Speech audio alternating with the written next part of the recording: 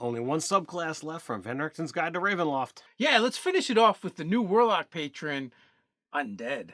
I'm Nerdarchy Ted. And I'm Nerdarchy Dave. Welcome to Nerdarchy. For nerds, by nerds. Join us as we play with undead things. All right, I'm gonna pull it up over on D&D Beyond using my handy dandy device here. And I'm gonna look at my special edition of Van Richten's Guide to Ravenloft. Yeah, so this is the second of the two subclasses we get from Van Richten's Guide to Ravenloft. That's a super long name. And I feel like this is a do-over, to be honest with you. The Undead is, I think this is standing in for the Undying Warlock patron, which, I mean, arguably could possibly potentially be the worst of all of the subclasses we have for Warlock at this point. Yeah, and I mean, that's a touchy subject because Warlock gets a lot of love out there from, the 5th edition community.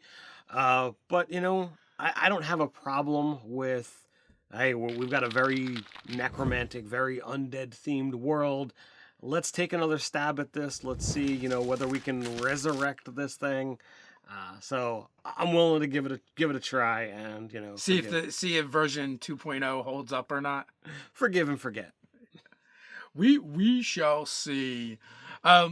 If you want to pick up your own copy of Van Richten's Guide to Ravenloft, we have a link down in the description for our Amazon affiliate link. If you use that link, be warned, we will get a small commission when that happens. It helps support the channel, helps us do what we do. And also, as always, we got a couple of the Van Richten guides to Ravenloft. We're going to throw them in our giveaway pile. If you happen to be a member of the Nerdarchy newsletter, every month we just draw a name from over there and send people like $50 to $300 worth of RPG stuff. It could be dice, it could be books, it could be accessories. It could be anything, to be honest with you, that ends up over there. But, we get a lot of stuff for free, and we like it to give it back to the community. But not only that, every week you're going to get views, news, and homebrews about 5e D&D, maybe even other games that we talk about over on the newsletter. I think it's a great resource for our fellow gamers out there. The links will all be in the description below. All right, so let's dive in and actually, figure out what is the Warlock of the Undead. You have made a pact with a deathless being, a creature that defies the cycle of life and death, forsaking its mortal shell so it might eternally pursue its unfathomable ambitions. For such beings, time and mortality are fleeting things, the concerns of those for whom grains of sand still rush through life's hourglass. Having once been mortal themselves, these ancient undead know firsthand the paths of ambition and the routes that pass the doors of death. They eagerly share this profane knowledge along with other secrets with those who work well with among the living. Beings of this type include the Demi-Lich Acerak and the Vampire Tyrant Kaz the Bloody-Handed, the Githyanki Lich Queen Vlakith, and the Draco-Lich Dragotha, the Undead Pharaoh Angtopet, and the elusive Dark Lord Azalin Rex. So again, lots of choices there. I think some of these names come up in the Undying, literally. So, well, there's nothing to say that, they couldn't offer both. You just get to pick one. It's like, all right, do you want column A or column B? It's like when you sign up for your health insurance plan in the U.S., you pick which plan you want. Well, when you sign up for Valkith and the Lich Queen, it's like, which plan would you like, this one or this one? It's if you take the better one, I'm going to ask you to do more stuff. I'm going to need a little more out of you. But if you take this other one, it's better than nothing.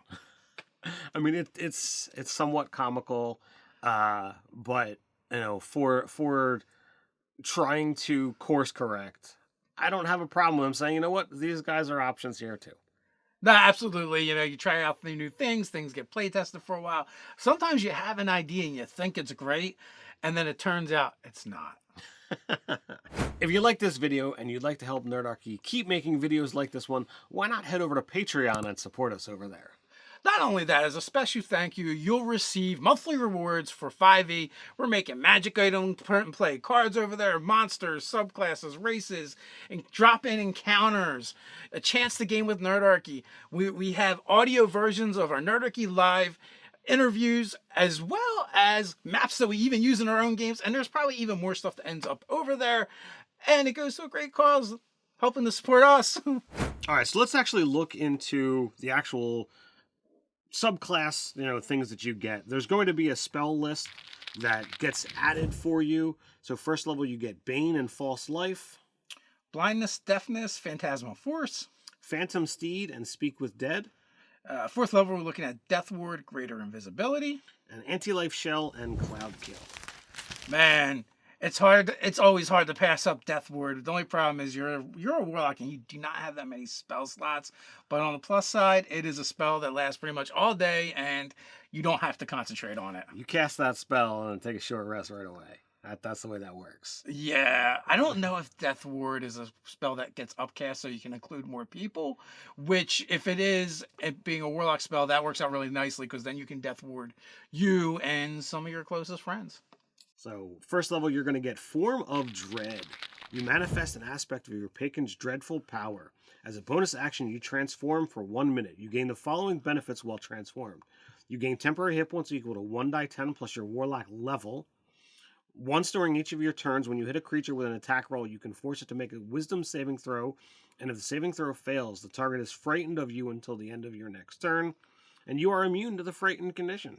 So you're going to get more tankiness because of these temporary hit points, as well as being immune to the frightened condition, and also kind of a control effect with the ability to frighten people from you. So that could be super useful. Absolutely.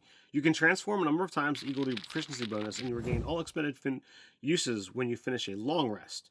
The appearance of your Form of Dread reflects some aspect of your patron. For example, you could be a shroud of shadows forming the crown and robes of your Lich patron, or your body might glow with glyphs from ancient funerary rites and be surrounded by desert winds, suggested your mummy patron. All right, I'm going to say this ability is terrible for first level get for a Warlock, because you get it at level 1, and it's based off of your proficiency bonuses to how many times you can do it per long rest. That means you only need 1 level of this class if you're multi-classing to just reap the benefits of this over and over again. Yeah, this is a quick Warlock dip, and is going to work well with any charisma based person who might want to do things related to undead. We just recently went over the Bard subclass, College of Spirits. This would be a nice dip here because you could manifest that undeadness while you're doing your seances and that kind of stuff. Well, I mean, honestly, like the benefits you gain from this one ability, like none of them are dependent on your charisma, so your fighter would benefit just as much. They're just now immune to being frightened. They're scary to look at, and they gain temporary hit points. So now, your Warlock level, so you're only going to get that die 10 plus 1. But all in all, yeah, it is an easy grab as a first level ability. Adding it to your fighter again. One of your spells is Hex, so I feel like I'm just little leery of these abilities that are based off your proficiency modifier, because you don't really need to keep going in that class. You're not incentivized to do that, so just grabbing that 1 level dip is so much more tempting now. Yeah, and I know some groups out there, they're not fond of multi-classing, unless you're going to take X number of levels, but level dips are quite common. I need to get a hold of someone with Watts and interrogate them on this proficiency bonus thing. So next up, we have Grave Touch. That's 6th level. Your patron's powers have a profound effect on your body and magic. You don't need to eat, drink, or breathe. In addition, once during each of your turns, when you hit a creature with an attack roll and roll damage against the creature, you can replace the damage type with necrotic damage. While you're using your Form of Dread, you can roll 1 additional damage die when determining necromantic damage the target takes. So we're doubling down. That ability gets better. We don't need to eat, drink, or breathe anymore.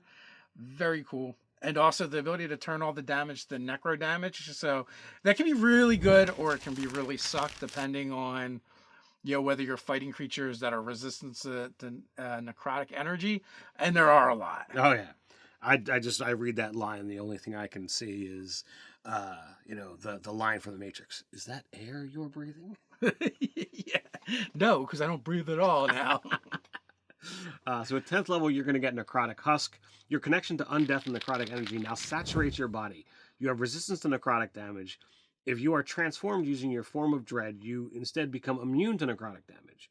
In addition, when you would be reduced to 0 hit points, you can use your reaction to drop to 1 hit point instead and cause your body to erupt with deathly energy. Each creature of your choice that is within 30 feet of you takes necrotic damage equal to 2d10 plus your Warlock level. You then gain 1 level of exhaustion. Once you use this reaction, you can't do so until you finish 1d4 long rests. I have issues with this one, to be honest with you. All right, so First of all, why do they hate the Undead Patron? Like, I'm starting to be like, okay, like you guys really have it out for the Undead Patrons. you mean the Undying? No, Undead and Undying. Like, just like Undead in general, if you want to be a patron of it. Like, it starts off good. Resistance to crap, that's fine. Like, it's 10th level, you know, whatever. When you use your form, you're immune to it. Sweet. But like, here's the thing that gets. In addition, when you're reduced to 0 hit points, you can use your reaction. Why? Why do you need to use your reaction? There's so many other things in the game where it just happens, right? You're not doing a ton of damage. You also get to do some damage, but it's not a ton, right? It's actually not as good as the Undying's ability that they get, and then you get a level of exhaustion on top of it, and you can't do it again for a 1d4 long rest. Like, I don't understand all these stipulations. I think they're kind of dumb, personally. Like, in my game, like, I think I would just give it to them, remove the exhaustion. You can use it once a day, and it doesn't require your reaction. So as a 10th level ability, that is a lot of stipulations, that are there. And I wasn't really thinking about it. Exhaustion sucks.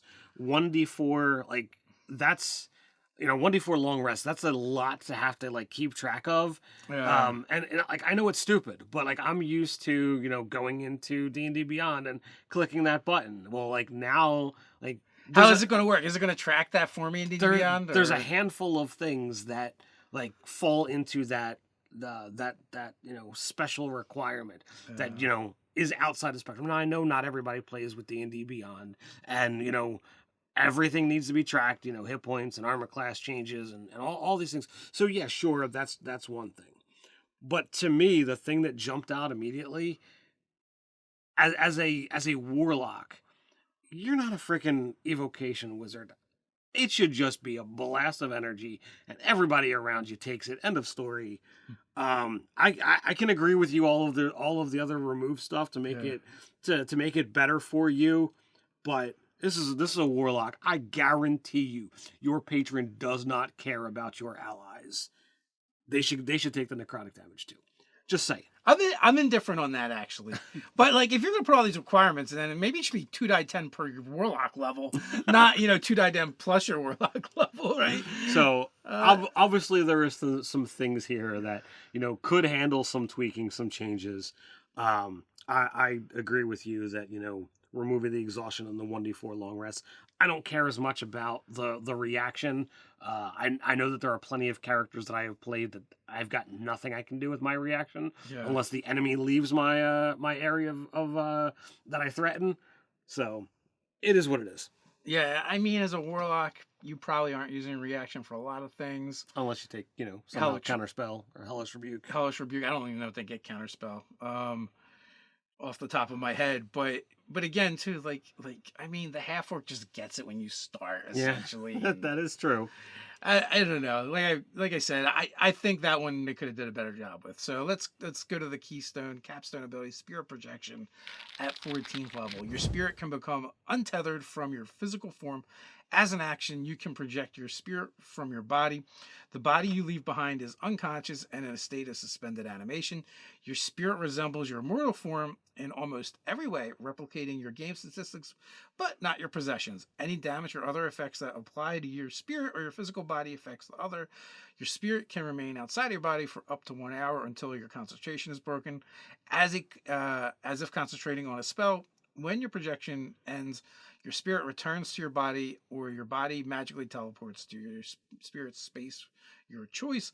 While projecting your spirit, you can gain the following benefits.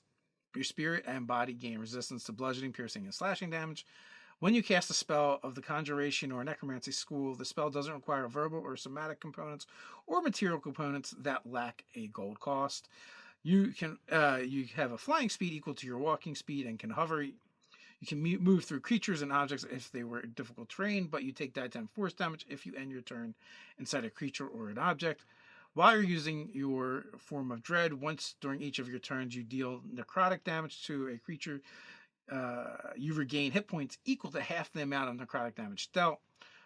Once you use this feature, you can't do so again until you finish a short or long rest, or finish the long rest, not a short rest. So, I mean, there's a couple things. One of the things is like that one ability that you get for conjuration and necromancy spells. You freaking need it because you don't have any of your stuff with you. If it requires material components, you can't cast it at all. Right. If it's conjuration or necromancy school, you can just think it at them, which is kind of cool. But you're also kind of getting kneecapped with your other spells. Also, remember, you're a 14th level character, probably got a bunch of magic items. In spirit form, you don't. Right. So this is going to affect your armor class, probably first and foremost, and it'll make you very easy to hit. Now the problem that I see is, yes, while you gain resistance to piercing, bludgeoning, and slashing damage, every time you take damage, you are technically concentrating on a spell to remain in spirit form, which means you can't cast any other concentration spells. And if you take any damage, you got to make a check to remain in spirit form, and then either get shunted back to your body or have your body teleported to where you are now. Yeah, so like you're not using your hex when you do these things. Some of the really cool like necromancy spells that I can think of, right, to kind of really double down on that healing stuff, like Vampiric Touch. Imagine hitting someone with a Vampiric Touch, instead of gaining half back, you would now gain full back essentially. Yeah. Can't do that because that's a concentration spell. Oh. I mean, there's some other necromantic energies you can probably produce and get it back, but this is also going to be very useful outside of combat. You can use this to scout. You can use this to do so many fun things. Teleport to the other side of that door. You could walk through the door and just teleport and open it. There's no issues there. So I definitely dig thematically what this is saying. But when you begin comparing it to other abilities, when you look at the 10th level ability, you definitely feel that there is some underpowered things. So, like for instance, right, just Pack of the Fiend off the top of my head. I think the 14th level ability through Hill is you hit them with a weapon attack. All the normal stuff happens. Then you're like, oh, I slam you through hell. Like you lose a round of action and you take like a ton of damage as well. I want to say it's like 14 die 10 or 10 die 10. Somewhere in that neighborhood. It is a lot of damage. It's a one-off, but they're not waiting 1d4 long rests to get it back. That's true. So, I mean, all in all, like I think they missed the mark with the Undead Patron. It's marginally better than the Undying, right? I got no issues up to their 6th level abilities. They got some great spell choices. They got some great things to take. It's the second tier abilities. Yeah. The second half that I feel like underwhelmed. Yeah. I mean, I like what's there flavor wise. It's just some implication issues. Okay, what if you removed the concentration effect? What if you had some way of, incorporating, your proficiency bonus in items while in spirit form, to be like, okay, well, you can take things with you. Like, oh, I want to keep wearing my magic armor, or, I want to carry this thing that has a gold cost so I can cast this really powerful spell. I guess technically things that affect your game stats are still affecting your game stats, and you would still get those benefits in spirit form, even though the possessions aren't with you, because they're still in your body.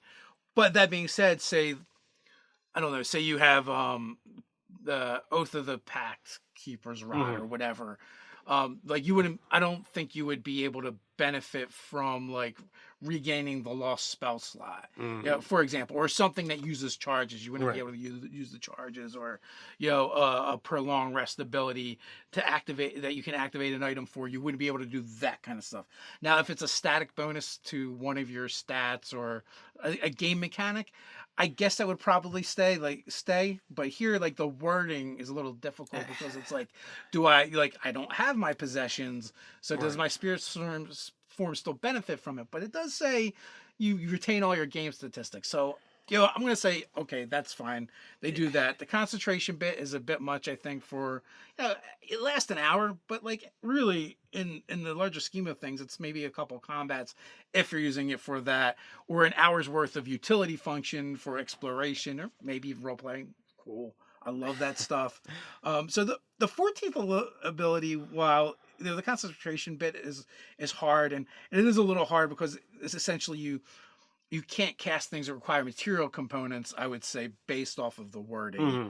Like, so those two elements are a little bit harsh. The rest of it is really cool. Being able to travel up to an hour away and then just teleport your body there. Being able to ignore physical objects because you can just kind of go through them. Mm-hmm.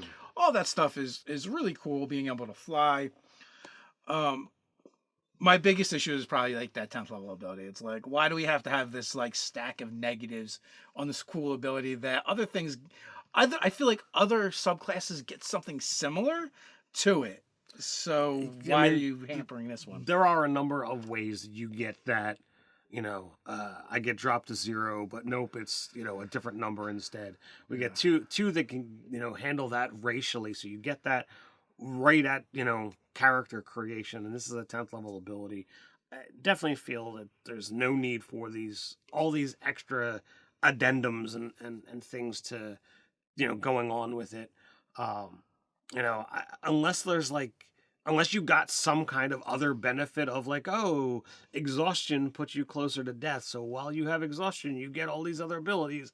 No, there's nothing built into that. Yeah. So like, there's no need to keep wanting to do that. So it's not beneficial. I think it hurts too much, and I think there's too many limitations on that 14th level ability, and I like things to be spelled out specifically.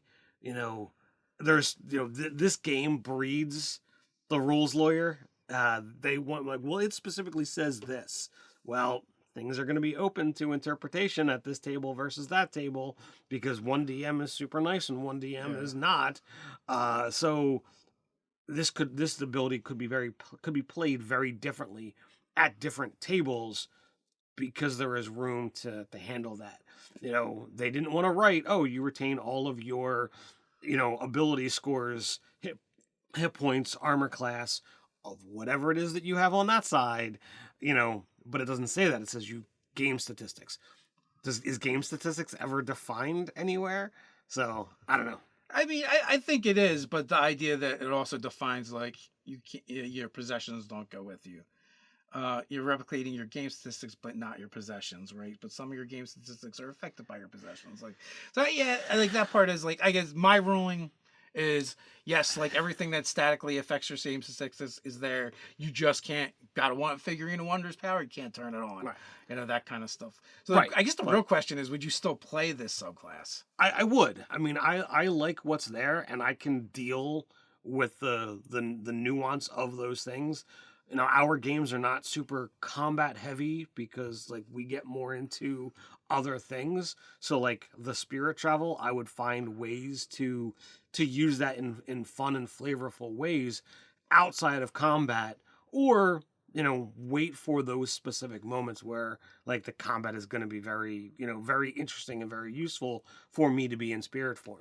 We run combats where sometimes there's something else going on while the fight is happening. So like figuring out a puzzle or solving a way to end the encounter without just killing the thing. Okay, this might be a perfect use of that. The getting dropped. Okay, well, that might not get as much use. But everything else, like the flavor of this is fantastic. And this is a warlock who is not going to get dropped and stay down all that often because of the spells that they have access to, because of the temporary hit points, because of the, I get knocked down, I get back up again, stuff. So it's fun. It's great.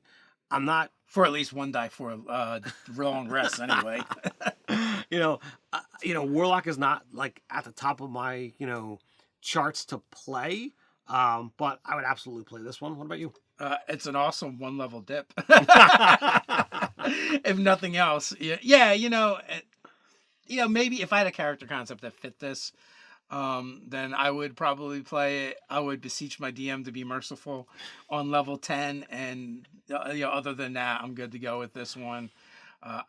I think that's the tweaks that it should have. That's what I would recommend if anyone asked me. That's what I do in my own game. I'd just be like, I mean, also like 10th and 14th level, like how often the games even get that high anyway. Right. I mean, we've gotten better over the years, but that's always been a thing with the higher levels. That's my thoughts on it, but what are your thoughts on it? Would you leave those abilities as is? Would you play it? Is this too weak?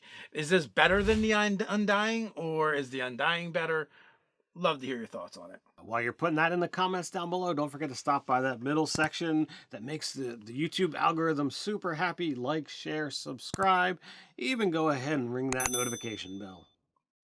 And quick reminder, Mondays, Wednesdays, Fridays, we drop new videos. Come back and see what's new. But hey, you can't wait to see what's new. Then you can jump up to the card up here and check out our last video on Van Richten's Guide to Ravenloft for the College of Spirit for the Bard.